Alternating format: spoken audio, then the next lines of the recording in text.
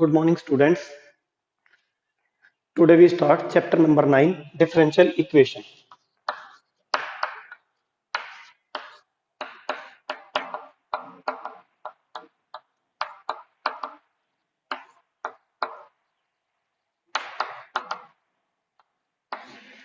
Students, इस chapter के अंदर हमने इसके अंदर 5 एक्सरसाइज कंप्लीट कर लिए हैं। ओके, इसके अंदर हमने क्या किया था? फर्स्टली हमने किया इसके अंदर कि कोई जनरल इक्वेशन गिवन है और उससे क्या हमें डिफरेंशियल इक्वेशन बनानी है। तो उसमें क्या किया था हमने? जितने भी आर्बिट्रेरी कांस्टेंट हैं उनको एलिमिनेट करके उतनी बार उस जनरल इक्वेशन का डेरिवेटिव करना है। मीन से एक जनरल इक्वेशन में दो आर्बिट्रेरी कांस्टेंट है ए और बी, दोनों का एलिमिनेट करना है। कितनी बार डेरिवेटिव करके? 2 टाइम्स। मतलब जितने आर्बिट्रेरी कांस्टेंट हैं उतनी बार उस इक्वेशन का डेरिवेटिव करना है। और कितने ऑर्डर की डिफरेंशियल इक्वेशन आएगी? 2 ऑर्डर की, जिसमें आर्बिट्रेरी कांस्टेंट क्या होंगे? 0 होंगे। क्यों? आर्बिट्रेरी कांस्टेंट को हम क्या कर देंगे? एलिमिनेट। ये काम हमने 9.3 के अंदर किया था। उसके बाद हमने क्या किया कि डिफरेंशियल इक्वेशन गिवन है और उससे हमें क्या बनाना है? जनरल सॉल्यूशन फाइंड करना है। तो डिफरेंशियल इक्वेशन से जनरल सॉल्यूशन फाइंड करने के कितने मेथड थे? 3। फर्स्ट था वेरिएबल सेपरेबल, एक साइड y की टर्म्स करते, एक साइड x की टर्म्स करते, इंटीग्रेशन कर देते हैं। First type 9.4। नेक्स्ट एक्सरसाइज जो थी 9.5 वो थी होमोजीनियस डिफरेंशियल इक्वेशन। होमोजीनियस में क्या किया था हमने? पहले तो उसको चेक करना था कि होमोजीनियस है या नहीं है। होमोजीनियस चेक करने का मेथड मैंने बताया था कि x की जगह लैम्डा एक्स पुट कर दें और y की जगह लैम्डा वाई, और वापिस लैम्डा एलिमिनेट होके वापिस सेम फंक्शन जैसा था वैसा ही सेम आ जाए एफ ऑफ एक्स वाई। तो वो क्या बन जाती है? Homogeneous equation. फिर उसका हमने क्या फाइंड किया था? सॉल्यूशन। उसके बाद अब थर्ड टाइप आई है। थर्ड टाइप में भी एक डिफरेंशियल इक्वेशन गिवन है और उससे हमें क्या फाइंड करना? जनरल सॉल्यूशन फाइंड करना है। वो कैसे फाइंड करेंगे? देखिए, थर्ड थर्ड टाइप का नाम है linear differential equation. Linear differential equation, ये फॉर्म क्या है? D y by d x plus P y is equal to q, ये फॉर्म है। इसकी एक फॉर्म और थी, d x by d y plus p x is equal to q. ये टाइप इस बार सिलेबस से क्या कर दिया? डिलीट कर दिया ये पोर्शन। अब एक ही फॉर्म बची है कि d y by d x plus P y is equal to Q. तो मैं इसके बारे में एक्सप्लेन नहीं कर रहा हूं क्योंकि ये सिलेबस से डिलीटेड पोर्शन है। ओके, तो बात करते हैं इसकी। इसमें आपको ध्यान देना है कि d y by d x का कोएफिशिएंट क्या होना चाहिए? पहली बात तो 1। अगर नहीं है तो उसको हम 1 बनाएंगे। नेक्स्ट, जो y का कोफिशिएंट है वो क्या होगा? p।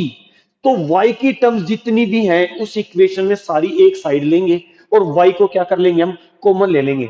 उसके बाद जो बिना y की टर्म्स है वो हमारा क्या बन जाएगा? q। तो इसके अंदर ये ध्यान देना है कि लीनियर इक्वेशन। अगली बात, कोई भी इक्वेशन या तो उसमें हमें चेक करना पड़ेगा, वहां पे बिल्कुल भी एग्जाम में मेंशन नहीं मिलेगा क्योंकि बुक में तो अलग अलग है। जैसे 9.4 अलग टाइप की एक्सरसाइज है, 9.5 9.6 अलग अलग टाइप की एक्सरसाइज है। तो एग्जाम में बिल्कुल भी ये मेंशन नहीं मिलेगा कि ये कौन सी फॉर्म है, होमोजीनियस है, वेरिएबल सेपरेबल है या लीनियर है। तो हमें तीनों को चेक करके देखना पड़ेगा। पहले हम चेक करेंगे, एक साइड डी वाई ले जाएंगे, एक साइड डी एक्स, और डी वाई की साइड सारी वाई के टर्म्स और डी एक्स की साइड सारी एक्स के टर्म्स। चेक करेंगे कि वो वेरिएबल सेपरेबल है या नहीं है। नेक्स्ट, उसके बाद चेक करेंगे कि होमोजीनियस है या नहीं है। अगर ना लीनियर में ना तो वेरिएबल सेपरेबल मिले और ना होमोजीनियस मिले, उसके बाद हम चेक करेंगे कि लीनियर है या नहीं है। अगर लीनियर है तो फिर लीनियर का यूज करेंगे। तो इसके अंदर दो चीजें हैं, सॉल्यूशन फाइंड करना इसका। इसका सॉल्यूशन फाइंड करने के लिए हमें पहले क्या जरूरत पड़ेगी? I F. I F means integrating factor. Integrating factor, ये हो गया। इसके बाद आई एफ का फॉर्मूला क्या है? Integrating factor. आपको हो गया कि इंटीग्रेटिंग फैक्टर क्या है? इंटीग्रेटिंग फैक्टर की हमें क्या है? सॉल्यूशन में जरूरत पड़ेगी। तो मैं एक बार मेंशन कर रहा हूं, e raised for integration P dx. Clear? E raise to power P dx. Clear? ये तो हो गया आई एफ। और सॉल्यूशन क्या होगा इसका? सॉल्यूशन होगा y into integrating factor is equal to integration q into integrating factor dx। Clear? तो अब हमें ये एक क्वेश्चन ले लेंगे। तो आप देखोगे कि इंटीग्रेटिंग फैक्टर की जरूरत किसमें है, सॉल्यूशन में। तो हम इंटीग्रेटिंग फैक्टर को पहले ही सोल्व करके फाइंड करके रख लेंगे और उसके सॉल्यूशन में पुट कर देंगे। तो एक क्वेश्चन ले लेते हैं हम, जैसे क्वेश्चन नंबर एक्सरसाइज में क्वेश्चन नंबर सेकंड करते हैं, exercise 9.6, question number second. Second number question क्या है कि dy by d x plus three y, dy by d x plus three y is equal to e raise to power minus two x, e raise to power minus two x. ये पहले तो check करेंगे कि ये variable separable है या नहीं है। तो ये सारी टर्म्स उस साइड चली गई, dx उस साइड y, तो उस साइड dx की साइड y और x दोनों टर्म्स है, इसका मतलब वेरिएबल सेपरेबल नहीं है। फिर हमने चेक किया होमोजीनियस है या नहीं है, होमोजीनियस भी नहीं होगी। क्यों नहीं होगी होमोजीनियस, क्योंकि डिनोमिनेटर में कोई भी फंक्शन नहीं होगा, लैम्डा कैंसल आउट हो ही नहीं पाएगा, इसीलिए होमोजीनियस भी नहीं है। फिर उसके बाद थर्ड टाइप आती है लीनियर डिफरेंशियल है या नहीं है। तो लीनियर के लिए क्या करना पड़ेगा, dy बाई डी एक्स का कोएफिशिएंट 1 है, बिल्कुल। y का कोएफिशिएंट क्या 3 और ये क्या बन गया q। तो पहले मेंशन कर लिया कि यहाँ पे p क्या है, p है 3 और q क्या है e raise to power minus two x, ये मेंशन हो गई। अब स्टार्ट करते हैं क्या, इंटीग्रेटिंग फैक्टर फाइंड करेंगे। इंटीग्रेटिंग फैक्टर IF क्या फॉर्मूला था, e raise to power p dx। p हमारे पास क्या है 3, तो IF क्या आ गया हमारा, IF आ गया e raise to power 3 dx। Clear, e raise to power x के रेस्पेक्ट टू डेरिवेटिव करेंगे 3 का, तो क्या आएगा 3x, यहां पे आ गया 3x। चाहो तो प्लस सी भी मेंशन कर सकते हैं, बट हम क्या करेंगे सॉल्यूशन में लास्ट में सी मेंशन कर देंगे। तो यहाँ पे प्लस सी ना भी मेंशन करे तो कोई दिक्कत नहीं है। तो ई रेज टू पावर 3x अगर करना चाहे तो आप कर सकते हैं, उससे कोई भी फर्क नहीं पड़ेगा। ठीक है, इसके बाद आते हैं सॉल्यूशन। सॉल्यूशन सॉल्यूशन क्या बताया था मैंने, y into integrating factor is equal to integration q into integrating factor. y into integrating factor क्या है, e raise to power 3x, e raise to power 3x is equal to integration q क्या है, q है e raise to power minus two x into integrating factor क्या है e raise to power 3x dx। y into e raise to power 3x is equal to, base से power add करेंगे तो ई raise to power क्या बचा x dx। अब इसका integration कर देंगे, y is equal to e raise to power x का e raise to power x plus C. अब आप चाहो तो यहां से y की वैल्यू फाइंड कर सकते हैं, तो ई रेज टू पावर 3x दोनों के डिनोमिनेटर में चला जाएगा, तो क्या आ गया e raise to power x denominator में e raise to power 3x plus C upon में e raise to power 3x। Clear, तो यहां से y की वैल्यू क्या आई, y की वैल्यू आ जाएगी यहां से y is equal to e raise to power minus two x plus c into e raise to power minus three x. ये हमारी क्या आ गई, एक जनरल इक्वेशन आ गई, जनरल सॉल्यूशन फाइंड कर दिया, जिसमें कितने आर्बिट्ररी कांस्टेंट होंगे, वन होगा। क्यों होगा वन, क्योंकि ए वन ऑर्डर की डिफरेंशियल इक्वेशन है, तो उसमें आर्बिट्ररी कांस्टेंट कितने होंगे, जनरल में वन होगा। क्लियर स्टूडेंट्स, तो आगे इसका और एक दो एग्जांपल और करा देता हूं मैं, जिसमें dy बाई डी एक्स का कोफिशिएंट वन नहीं है, वो एग्जांपल करा देता हूं। देखिए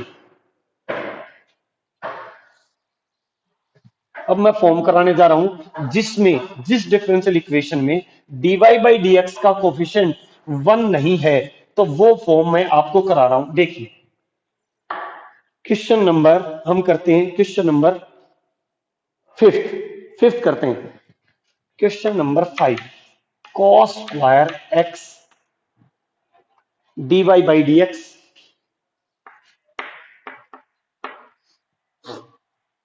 plus y is equal to 10x, ये है। ठीक है,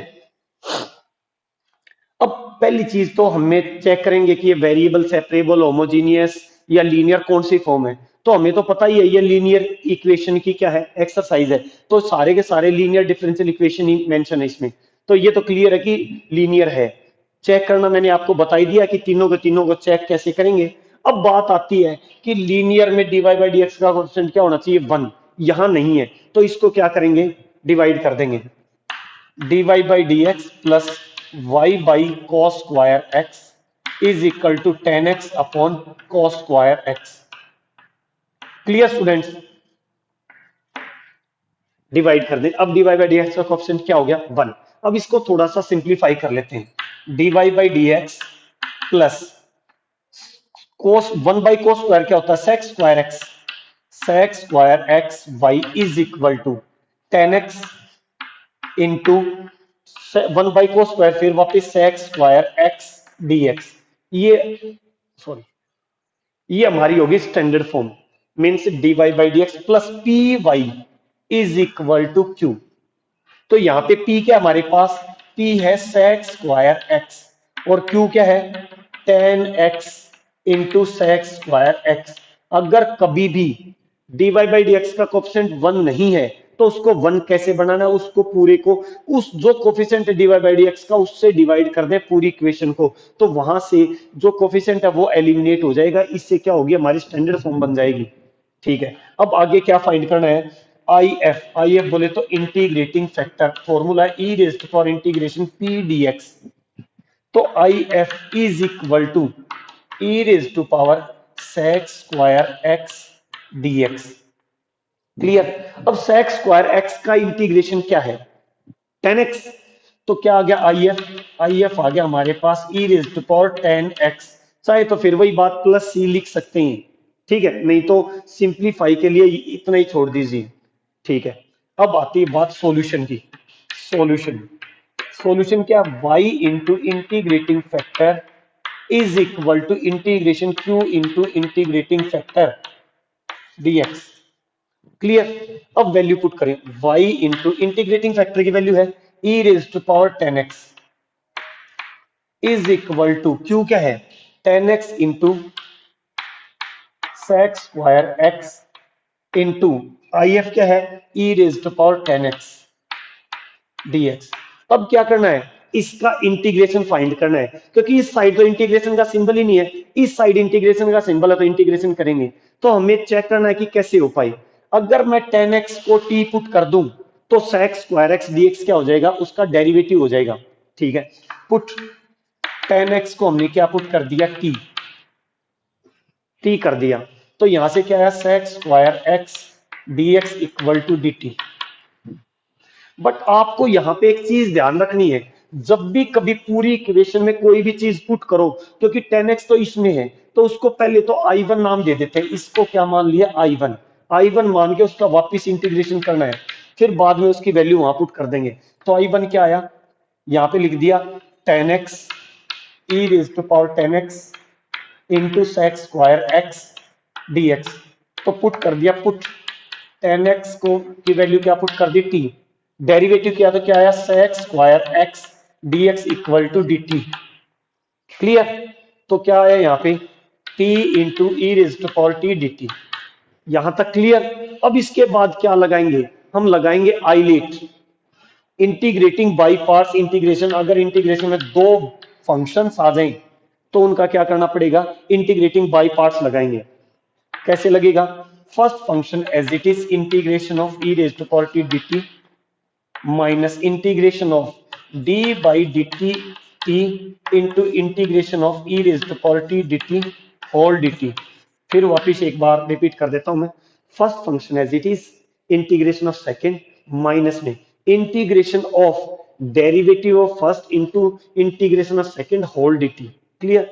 तो यहां से क्या है t e raise to power t का integration e raise to power t minus t का डेरिवेटिव क्या हुआ 1 और e raise to power t का integration e raise to power t d t. तो यहां से आया t into e raise to power t minus e raise to power t plus C, ये आ गई। अब टी की यहाँ पे क्या पुट कर लेते हैं, वैल्यू पुट कर देंगे। टी की वैल्यू क्या है, टी की वैल्यू है 10x।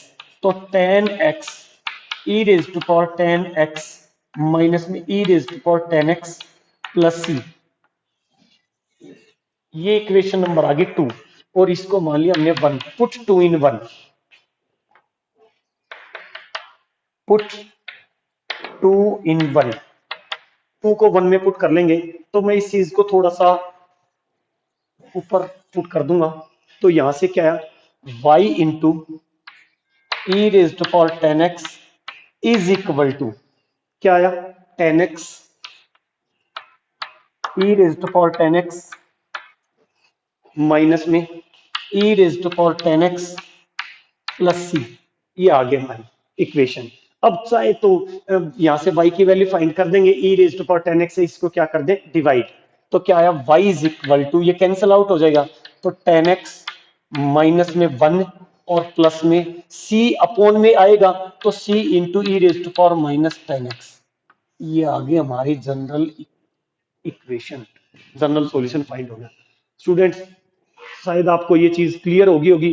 ठीक है, इसका मैं एक वीडियो और अपलोड कर दूंगा, इसको कंप्लीट कर दूंगा इस एक्सरसाइज को, तो हमारा क्या होगा डिफरेंशियल इक्वेशन कंप्लीट हो जाएगी। Okay, thank you students.